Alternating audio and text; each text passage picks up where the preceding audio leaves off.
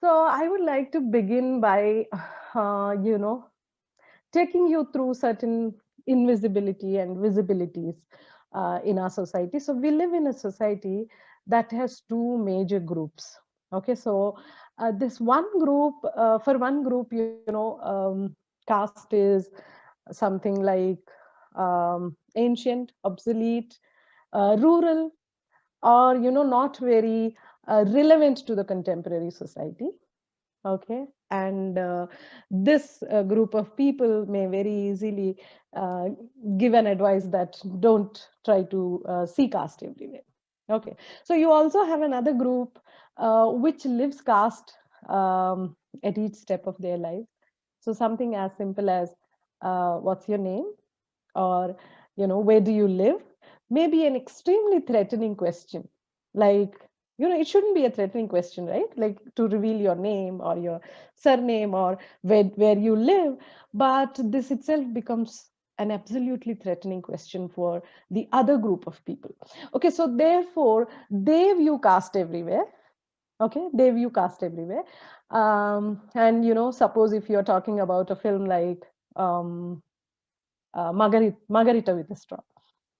Okay, so why lesbian sexuality cannot be discussed using the characters from lower caste community? Okay, why do we need an extremely well-off, or most likely the Brahmin woman? Okay, so why do we need to talk about sexuality? Why representation of sexuality is always exclusive from caste? Okay, so does that mean that certain caste people do not have sexuality, or is queerness is an aspect of caste, like it comes only with the question of say very dominant caste perspective and all. So these are various questions. Okay, so I'm not going to delve more on that, but I'm going to stick to my theme of why what is violence against women and what are the root causes for this. Okay, so before going to that, I'm talking about the everydayness of caste itself is a violence. Okay, is a symbolic violence. The theme Bourdieu speaks about, and Zizek also developed the idea of symbolic violence. Symbolic violence is something that is very perpetual, endemic, and not all the time erupting into the physical forms of violence. For instance, why should a person live in a country where he feels threatened by a simple question of where do you live? So that itself is a symbolic violence. So you are not allowed to live free from fear and live like any other person, as an equal citizen in the country. So caste becomes the obstruction there, okay, to live as a free citizen, right? So you would see the kind of society where, Ambedkar says that India has not entered into modernity. Okay, we talk about post-modernity, all right. We talk about post-colonialism, all right. But India cannot be modern. India also cannot be democratic. So democracy as a form of parliamentarian government may continue to exist, and India may as well be the largest democracy in the world. But to achieve social democracy, caste is an obstruction. Caste actually may be very invisible for the privileged caste. Let me tell you, it actually will socialize to believe that humans are hierarchically organized, and violence is a very inherent part of caste system. And contempt, okay, what is untouchability? You have contempt for a fellow human being. Like philosophically looking at, there is nothing a particularly very it's an abstract idea how one will be an untouchable, right? So you are socialized to believe that certain communities, certain caste groups are inferior, and certain groups have more entitlement over the resources, entitlement over various aspects of life. Okay, so cultural fabric of the society and respect, self-respect. So various other factors, okay, where the dominant caste groups derive certain kind of dominance and superiority. So caste is not a binary. Okay, you don't have something like Brahmin, Dalit binary. No, it is hierarchically organized in numerous number of castes. Okay, caste is also about OBCs. Caste is also about MBCs. Caste is also about dominant caste OBCs. Caste is also about most oppressed caste among OBCs. Caste is also about Dalits. Caste is also about Brahmins. Okay, so caste actually, plays the major part in the very cultural fabric of Indian society. Okay, anyway, Hindu community is a hegemonic community. So how these castes are organized also in such a way that there are certain dominant caste groups who also act as gatekeepers of caste system, where they neither let the oppressed or the subordinate caste groups to escape the community totally, because, or give an equal status. So that is the very contradictory. So you neither can escape from the caste system entirely. You have to be there inside.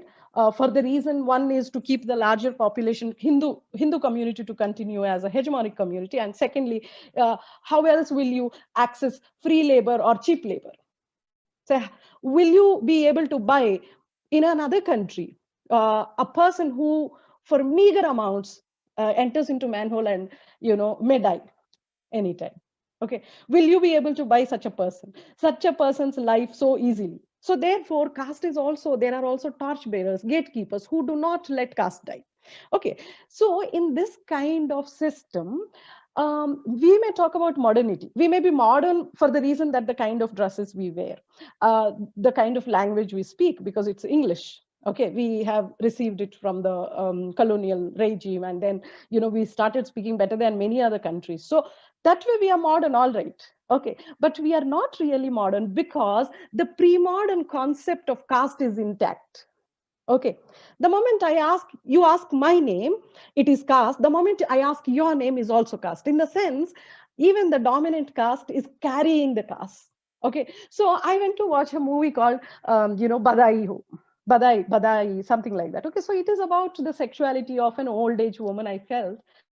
But the thing is, it has to be Kaushik's. It has to be, it cannot be something else. So I see caste in the film that is talking about sexuality. I see caste in the film which is discussing the lesbian love.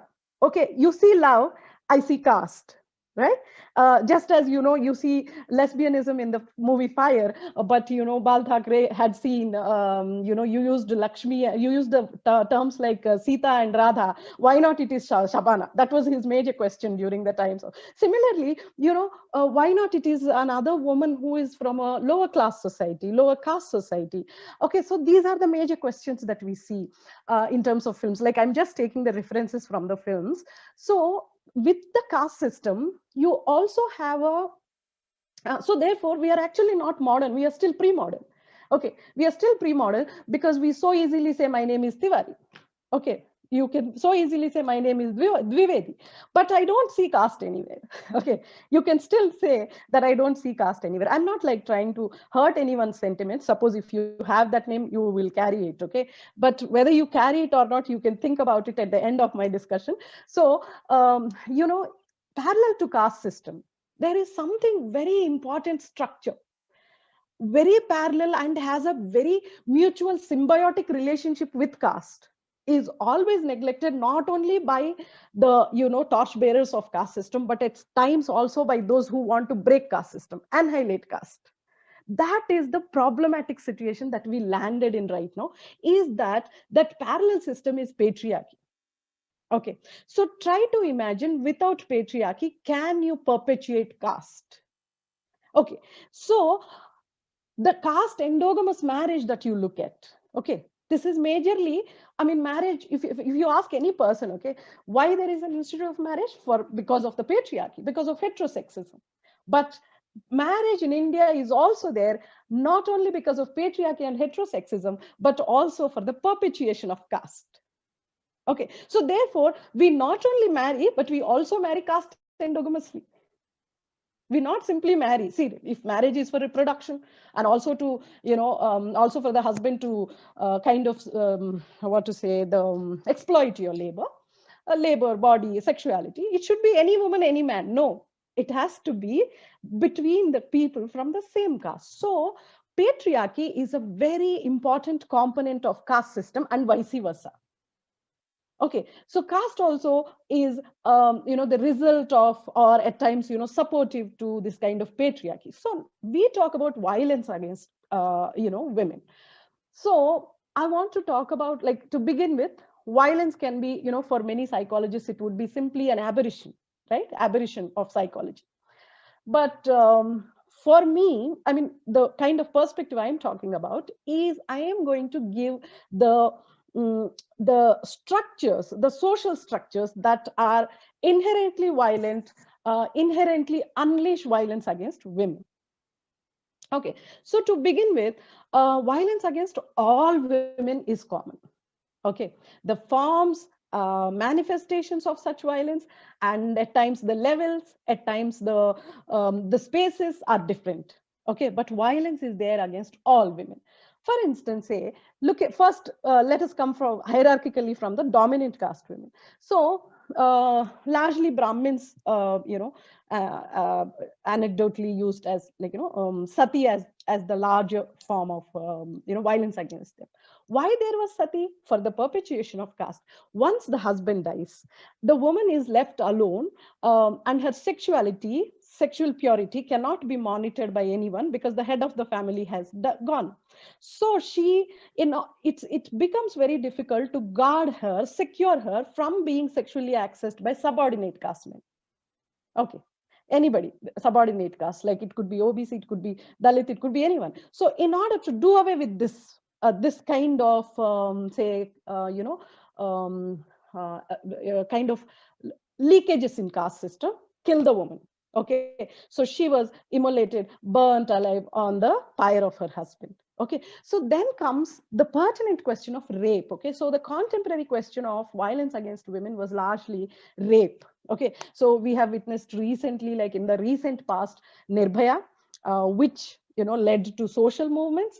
And then we also had witnessed Disha, the Hyderabad based case, which was more recent, which happened at the end of 2019. Okay, so rape cannot be discussed without discussing caste again. Okay, so women are raped in families, women are raped in very sensitive areas of, by army or various places where women are raped. Okay, so why women are raped? Women are raped in family. So okay, we have witnessed Mathura, we have witnessed a case like Disha, case like Nirbhaya, but will we ever witness, like maybe in future, because you are all young people who are going to change the world, will we ever witness a case of a woman who has been supported by masses of India, when she has been raped by her husband? Okay, when she was raped by her husband. At least for now, we don't have an example of that kind. Okay, so children are raped, women are raped within the families, but that will not become a popular, important, significant case. For instance, before Disha happened, a few years before Disha happened, okay, no, sorry, not few years, few months before Disha happened, a woman who, in Kerala, was starved to death by her in-laws. Okay, so you don't see the same outrage as Nirbhaya. So if Nirbhaya has gone through, like, we know the horrific violence involved in it. Starving a person is an international crime against human rights. But you do not see that kind of same kind of outrage because, the Indian middle classes or dominant caste do not want to resist protest marriage.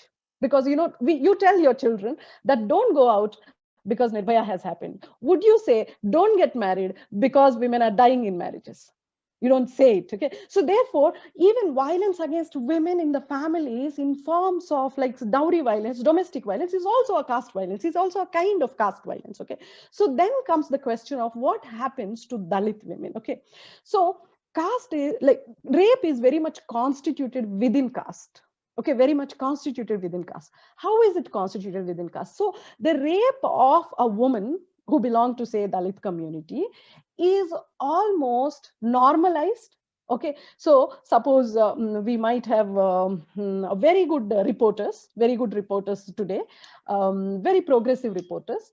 If you report a news like a sex worker has been raped, a beggar woman has been raped, a homeless woman on the night has been raped, you may not find the same kind of outrage and the shock of the nation, again, the middle classes of the country, because precisely this is normalized rape, the rape that is normalized. Okay, one. And secondly, the second important point I'm going to talk about is that the beggar, the sex worker, or the homeless may probably a Dalit woman only, because caste is also one aspect of caste is class. Okay, caste lays foundation to class, but caste is not entirely class. That is the interesting part. Okay, so you cannot say caste and class are totally separate groups. No, they have a connection, but caste is part of cultural realm, part of religion, part of also class. Okay, so when Dalit women are raped, so it's such a casual sexual access that the dominant caste men have when she goes to toil in agricultural field or in construction site. So in construction site, the dominant caste casually accesses her sexuality, body, labor. Okay, and also abuses her if she is breastfeeding the child. But on the other hand, motherhood is glorified only for certain women, not all women. You might have seen, at least in some filmic representations, that the landlord comes and kicks the woman with his leg, saying that how long will you feed your child? But would you do that to a dominant caste woman? Because in Brahminical society, for the Brahminical caste, okay, motherhood is glorified. Mother will not be disturbed from anything but to feed the child and bring up the child and make sure that the child enters into a caste endogamous marriage. So all these things are the responsibilities of mother. Okay, so it's so casually accessed. So one is that rape is constituted within caste, and then caste is part and parcel of the religion. Okay, many people get offended when we say it is religion, because you may want to separate religion and see, okay, I believe in Rama, I believe in Krishna, so what kind of questions you may. So you're also upholder of that hierarchy, because hierarchy in this community is not simply the cultural part of the community, but also doctrinal part of the community.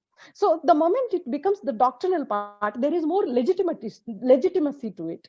And it is also part of cultural realm, that people are socialized to believe that women are Dalits are inferior, or women have to be controlled, women have to be accessed. So the religious example I want to give, if you go to Marathwada, okay, if you go to Karnataka, Tamil Nadu, Andhra, Telangana, so large parts of South India is full of this custom called Jogini system. Okay, Jogini system. I tell you, even today, if you go to Solapur, around Solapur, there are many villages. At least one village is dedicating one person on the day that you visit.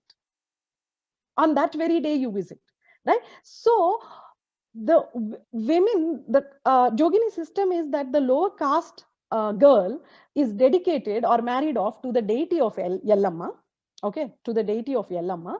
And then onwards, she is sexually exploited. She is sexually used. She becomes a sex slave. It is not sex work because she is not paid. It is not an autonomous sex work. She's not paid. She becomes a slave. Okay, so she becomes a sex slave, and then she also depends on begging for her livelihoods. Okay, and this is done as part of a religious ritual.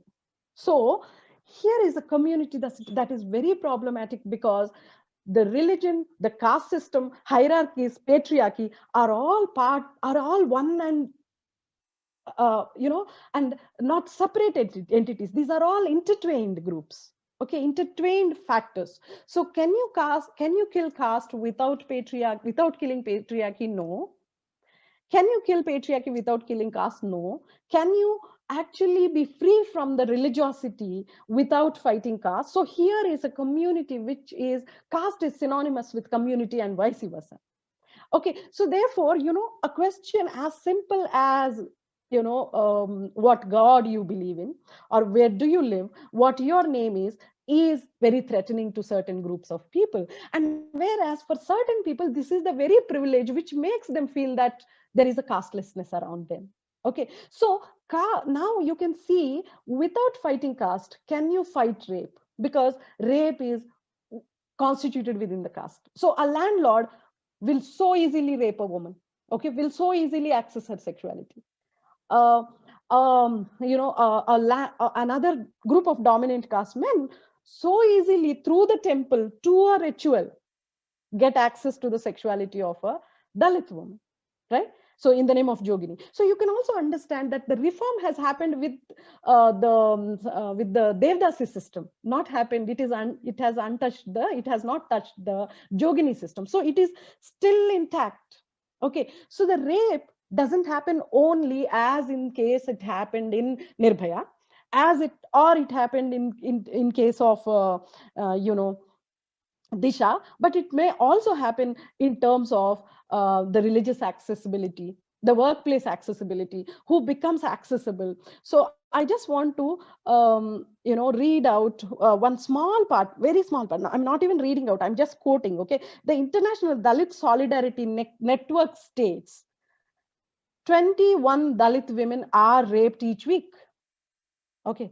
So where are the stories of these 21 women who are raped each week, every week, when I have only heard of Nirbhaya and Disha for the past, decade.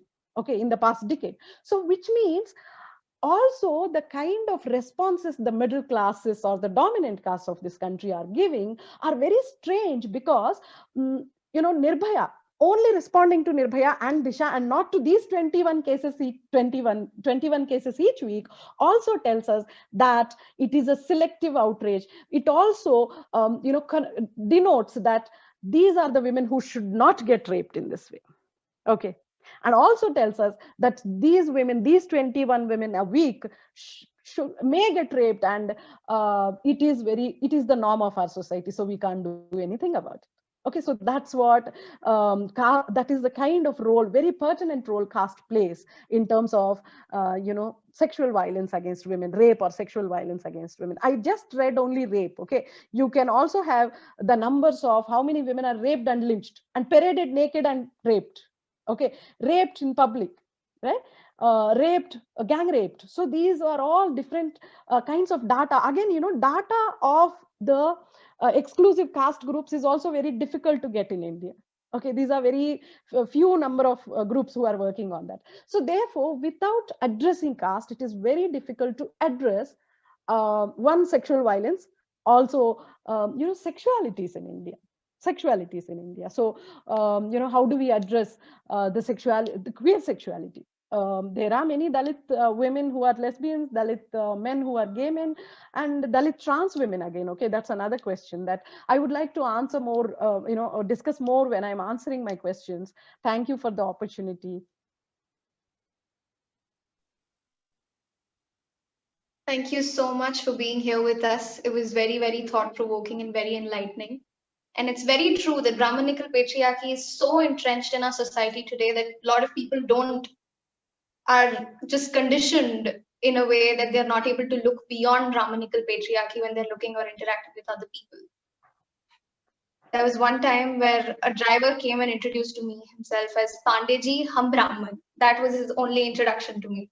So it is very true that these systems of class, caste, and gender, even though they're presenting as social identities for us, they're also very, very intertwined and influence our day-to-day lives, even our decisions in our career and life in many cases. I would begin with say, while Hathras, I have also some questions to Dhanya about, Hathras incident and its reportage. Okay, largely where we depended on YouTube, where the progressive, media people are telecasting all that, but we really don't have much of the mainstream representation of this case. To start with, say, why only Valmiki's group? The Valmiki's group started the protests in Hathras case. Yeah, and yes, I don't want to say that, feminists are totally blind to totally, overlooking the violence or rape against women, or Dalit women. I don't want to say that, because say the question here is, it is happening, say something like Mathura is also a lower caste woman, like is a tribal woman. Okay. So something like Bhavri Devi's case, which was taken up by the mainstream feminists, the so-called, like, the Savarna feminists, are also lower caste groups. But the problem is that these issues, firstly, they are not critically engaging with why it happened. Is the reason is not simply the public violence against women, but caste. Okay, so why Bhavri Devi was raped, and the judge actually pronounced as a judgment that here is a country we believe in untouchability, and I do not believe a dominant caste man might have touched a Dalit woman and raped. So he should either say the rape didn't happen, uh, but caste is so true. Okay. Or caste is not so true in India, but rape has happened. Okay. So it's that kind of a situation he put into. So why the judge said Mathura is habituated to sexual intercourse. So hence is raped, and rape is not called rape. This is said in a context of caste. It is not said in the free space.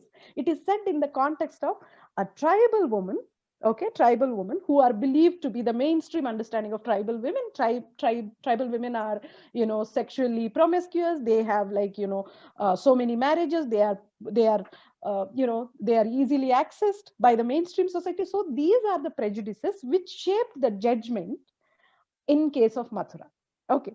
So similarly, the so true feudal society, the judge might have as well come from that feudal society where he strongly believes that untouchability is so not only so true, and it is also legitimate. So therefore, rape might not have happened. So the problem is that when the women's groups, the Savarna women's groups, have not problematized caste in the context of rape, is one problem. And second is, we heard Mathura, all right. We heard Bhavri Devi, all right. We heard, but what about these 21 women who are raped every week?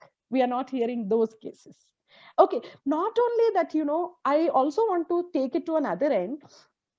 If you are talking about, say, again, media representation of Disha or, Nirbhaya, do we really want to know that that she went out only at 9 o'clock and not beyond? So what if she has gone out at 12 o'clock? What if she has not gone to shop but has gone to a pub, or on a date, on a blind date? So is the nation going to get shocked of Nirbhaya's case, despite she has gone, say, on a date or on something else, or went in the middle of the night, or her character is represented in a different way in the media? It's really least likely to believe that, we would get support from, say, for a woman who is a sex worker, for a woman who is, for a Dalit. See, I would give you an example. When Disha's protests were happening, I was in the middle of the protests. Okay. So a woman, I mean, these are all natural leaders. Seriously, I'm the live witness of this movement, where you do not have any particular leader came to, protest. It was such natural leadership of women who are housewives, women who are living around this area. They have come out and started shouting slogans in front of the police station. So one woman shouted, saying that she is not this, there is a tribal location in that area. Okay. So she is not a woman coming from that Lambada tribe to get raped and thrown on the road. Okay. So she said it very bluntly, overtly, without even thinking twice. That, so which means, is it all right that a tribal woman who is walking in the middle of the night, maybe beggary or sex work or something else, got raped and lynched, killed? So the thing is, we are already socialized in such a way to believe that rape against some women is the norm. And the thing is, this socialization is like language. If you know Hindi, you can't forget Hindi, and I can, start speaking about you in Hindi, and you won't, you may pretend you have not understood, but cannot cannot not understand. Okay. Socialization is something like that. It takes so much effort to undo this. Okay. It takes so much of effort to what we have learned. So the socialization is, see, who might have told her that, there are some women who can get raped? Nobody might have overtly told. But say, for instance, media, okay, when media is talking about women, there is always some kind of prefixes to these women: good women, bad women. The woman who is innocent victim is very common, okay? The innocent victim. Victim is a victim. So victim is an innocent victim. This victimhood actually is the connotation of, say, sexual purity. And sexual purity, firstly, is the very prerequisite to get the attention of the nation. Okay, sexual purity should be intact, firstly. And secondly, the sexual purity, again, as Sharmila Rege says, sexual purity is only inherently there for those who are caste pure.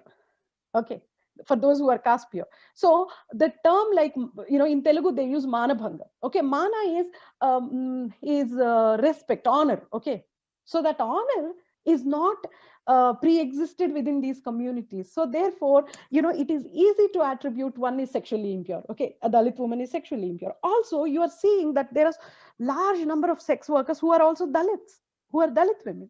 Okay, and this is the caste system where there is a caste name called Kalavantulu in both Telangana and Andhra. This is an oppressed OBC caste. Okay, this is not even Dalit, not an untouchable caste. It's an OBC caste. And their caste-based profession is sex work.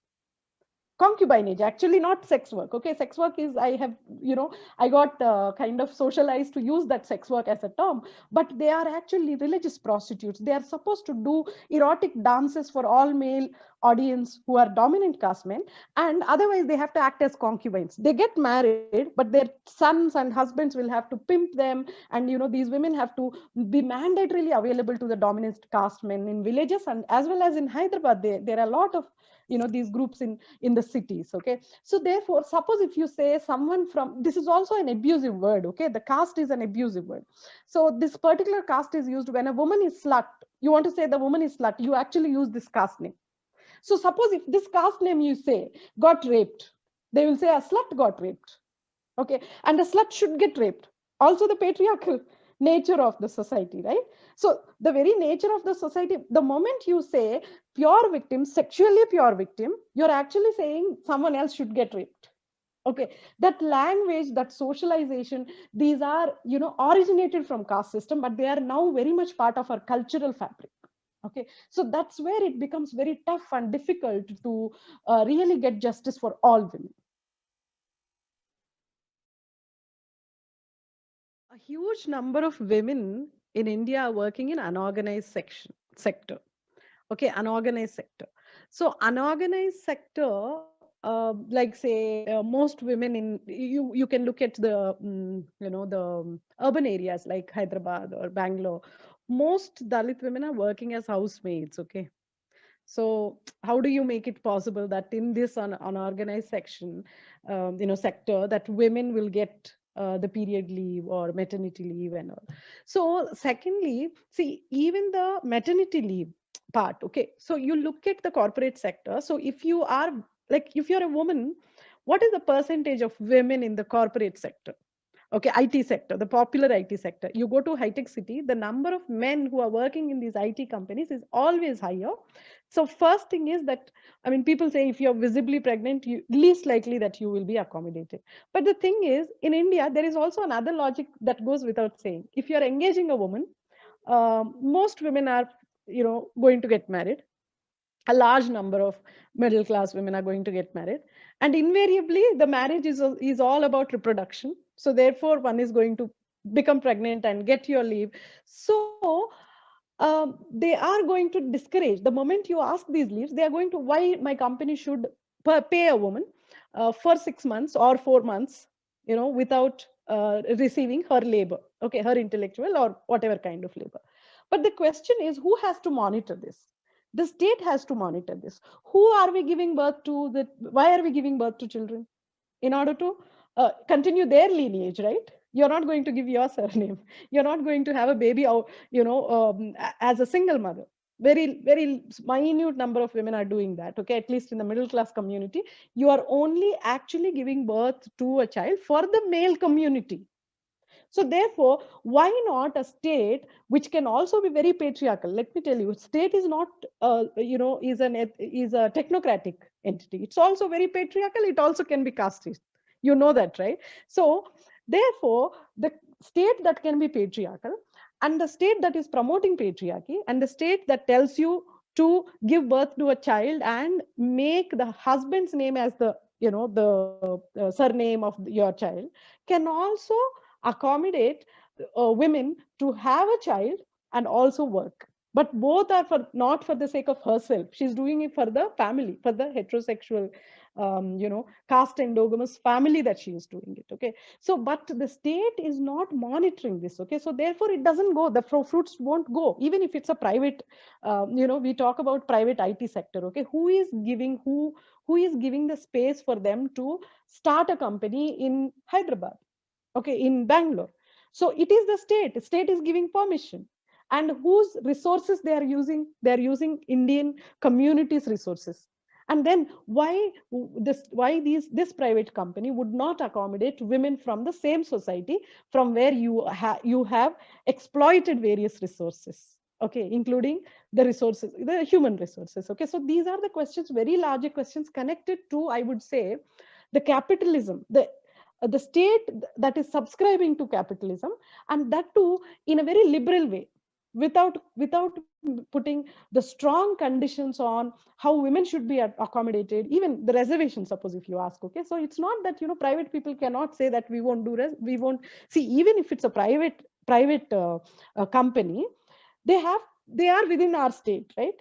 So they have to follow whatever the state the rules that are enforced on each and every individual, including the private person. So even in your home, there are laws, right? It's because it's your home, you can't beat your wife, okay, and say that it is my private space. The state also will penetrate into your bedroom, your room, your house. So therefore, it is ultimately we have to demand the state to not lose its, lose kind of liberal, give liberal space to all these private companies or unorganized sectors. So that is the first question we have to ask. Okay, so here state has to, when state can monitor who is eating what, okay, when state can say that someone cannot eat beef, can also say someone cannot beat your wife, some company should give, it's an organized sector, right, should give the maternity leave, and state itself is not giving here. Okay, that's the whole question.